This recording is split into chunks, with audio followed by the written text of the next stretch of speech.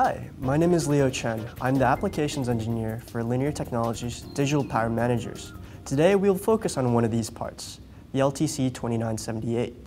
The LTC2978 is a very complete 8-channel solution which monitors, supervises, margins, and sequences power supply rails.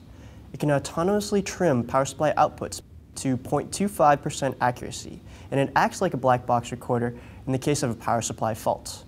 The LTC2978 is controlled through an I2C SM bus interface that implements standard PM bus commands as well as valued LTC-specific commands. In this demonstration, I will use the Linear Technology DC1613 controller. The DC1613 acts as a USB to I2C/SM bus interface and allows any PC running our software to communicate with the LTC2978. You can also use the DC1613 to communicate with LTC2978s in your system, making the DC1613A a valuable debug tool. To make this part easy to use and configure, Linear has created a software which provides visibility to all the LTC2978 features, making programming and verifying a snap. This software is called LTpowerPlay and is free to all LTC2978 customers. We also designed a demo system, the DC1540, that allows you to quickly begin using the part in a real 8-rail application. If your final system has more than 8 rails, you can cascade multiple demo systems together to create a system that has n times 8 rails. All of the connectors are in place to do this very quickly and easily. Once you have your demo system, all you need to do is plug it into your PC via the DC1613, and LTpowerPlay will automatically identify all the chips in the application. Now you're ready to configure the power supply management parameters for your multi-rail system. For this demo, we have cascaded 4 DC1540s together for a total of 32 rails. As you can see, the LTpowerPlay software handles large power systems like this with ease. LTpowerPlay is simple to use but is powerful enough to create complex management schemes. On the left-hand side, we have the chip dashboard. Here you can quickly see the status of all the rails you have currently in your system. As you can see in the system tree, the GUI handles all 4 of the 2978s we have connected for this demo. Right now, all the chips are green, indicating no power supply faults, and a system that has been brought up correctly. You have rails. On the right, we have all the monitoring data being streamed in. Right now, we're monitoring the outputs of the rails in the demo system. You can read the values or look at the real-time graph to quickly assess the status of your system. The plot will automatically track any monitoring parameter you have selected in the GUI. In the center, we have the meat and potatoes of our software. Here you have access to all the configuration registers in the LTC2978. There are a couple different categories to choose from the tabs up top, and there's even a search function to quickly access the register of your choice. Now, let's say that you want to margin all 32 rails high at the same time. Simply click the Group Operation button and select Margin High. I just margined all 32 rails with the click of a button. And it's just as easy to apply any other operation to all the rails.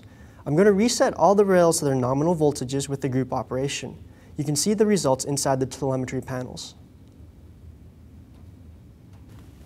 While the GUI does provide a lot of information, it is quite easy to find exactly what you need using our tab organization structure and search function.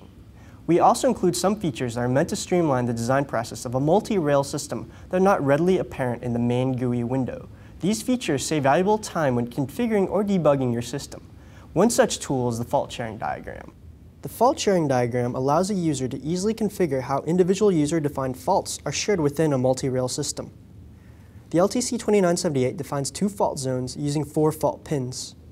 The default configuration in the demo system links all user-defined faults together, so they propagate to all the channels. Let me demonstrate. If we short one channel to ground, creating an undervoltage fault, all the channels will turn off. Watching the LEDs, you can see how each channel is turned off as the undervoltage fault is propagated.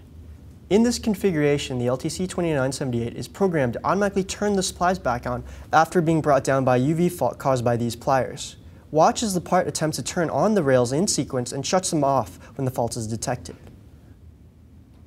Looking at the chip dashboard, we can easily see which channel has caused the fault and aborted the turn-on sequence. The pliers induced a UV condition on channel 3. In the GUI, channel 3 is the only one in red, indicating a detected fault. We can also view the fault log to see exactly what went wrong. Our fault log is color-coded to easily indicate which channels have faulted, which ones have warned, and which ones are currently running in a green condition. But let's have a little more fun. We can easily reprogram the LTC2978 to have a different fault response on each channel. Here, I've changed the configuration so that a fault on channel 3 only propagates to channel 0. I've also modified channel 3's fault response to not retry a power on sequence when an undervoltage fault is detected.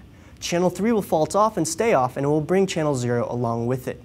I've not modified the fault propagation or response of the other channels. I can close this window and write the new configuration to hardware.